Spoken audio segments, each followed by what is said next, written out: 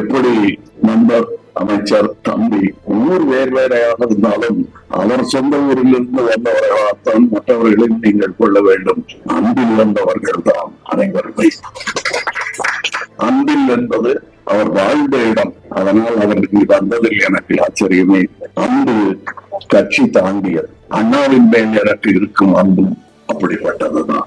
அவர்கள் பிள்ளைகள் எல்லாருக்கும், அவரிடம் கற்ற பிள்ளைகள் எல்லாருக்கும், அதை புரிந்து கொண்ட எல்லா பிள்ளைகளுக்கும் இதே குணாதிசயம் இருப்பதை நான் பார்த்திருக்கிறேன். பதவி வரும்போது பணிவு வர வேண்டும், துணிவும் வர வேண்டும் தோழா என்று சொன்னார்கள். பணிவுக்காக துணிவை இழக்கும் சுயமரியாதையற்றவர்கள் அல்ல எங்கள் கூட்டம்.